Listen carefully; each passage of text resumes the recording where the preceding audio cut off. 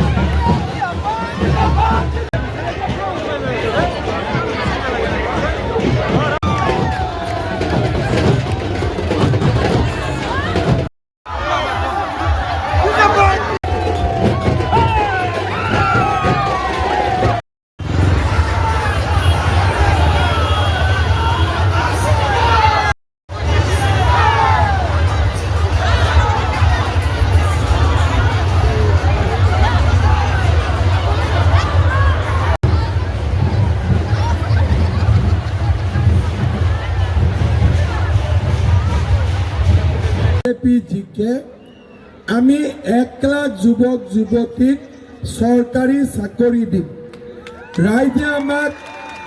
ৰাইজে আমাক বিশ্বাস কৰিছিলেও কৰাও নাছিলে, কিন্তু 1 লাখ চাকৰি দিম বুলি কৈ মই 1,65,000 ল'ৰা ছোৱালীক চৰকাৰী চাকৰি দিলোঁ। টকা পইচা নাই, নিকা নিযুক্তি। এইবাৰ আমি সিদ্ধান্ত লৈছোঁ যে এইবাৰ 1 লাখ ল'ৰা ছোৱালীক নহয়, 2 লাখ ল'ৰা ছোৱালীক আমি চৰকাৰী চাকৰি দিম। 75,000 টিচাৰ, 25,000 পুলিচ, বাকী আন চাকৰি। কংগ্ৰেছে 2 লাখ চাকৰি দিব পাৰিব নেকি? কংগ্ৰেছে 2 লাখ চাকৰি দিব পাৰিব নেকি? লোকসভা ইলেকশ্যনৰ আগত আমি মহিলাসকলক কৈছিলোঁ যে আমি আপোনালোকক ইলেকশ্যনৰ পিছত 10,000 টকাকৈ উদ্যমিতাৰ বাবে প্ৰদান কৰিম। কংগ্ৰেছে কৈছিলে যে 40 লাখ মহিলা 4,000 কোটি টকা কেনেকৈ দিব? চৰকাৰে ধাৰ লৈ আছে, ঋণ লৈ আছে, ক'ৰ পৰা টকা পাব? কিন্তু আপোনালোকে 10,000 টকাটো পালে নে নাপালে? কোনে 10,000 পালে হাত দাঙকচোন। আৰু কি লাগিব? একদম মিঠাতেলো লাগিব। আধা লিটাৰ দিলে হৈ যাব? আধা লিটাৰ দিলে হ'ব? কিমান লাগিব? 1 লিটাৰ? যক দি দিলোঁ, যক হ'ব। অৰুণোদয় নোপোৱা ৰঙিয়াত মহিলা কিমান আছে? ৰ'ব মোক গন্তি কৰিব দিয়ক। ক'ব পাৰিব ছোৱালীকটো মৰম কৰি ৰাখিমেই, লগতে মামাই বিয়াৰ উপহাৰ হিচাপে অৰুণোদয় এটাও দিব, হয়নে নহয়? আজি অৰুণোদয় নোপোৱা মহিলাই অৰুণোদয় পাব। চাউল, দালি, নিমখ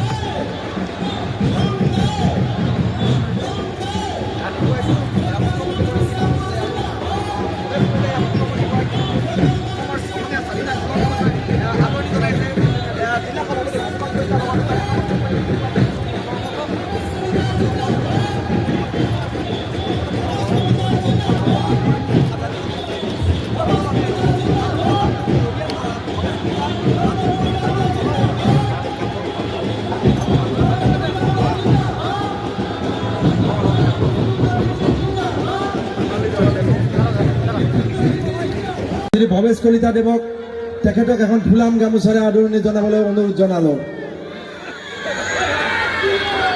আৰু ইয়াৰ লগে লগে ৰঙিয়া নগৰ মণ্ডলৰ সভাপতি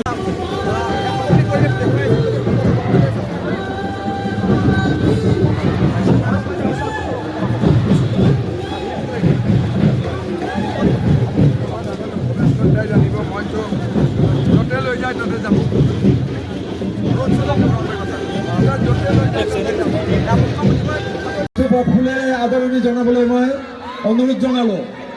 আমাৰ ভৱেশ কলিতা ডাঙৰীয়াই এটি পিতলেৰে নিৰ্মিত গদা, ধেনু আৰু তাল এযোৰ তেখেতক দি পেলাই সম্বৰ্ধনা জনাব।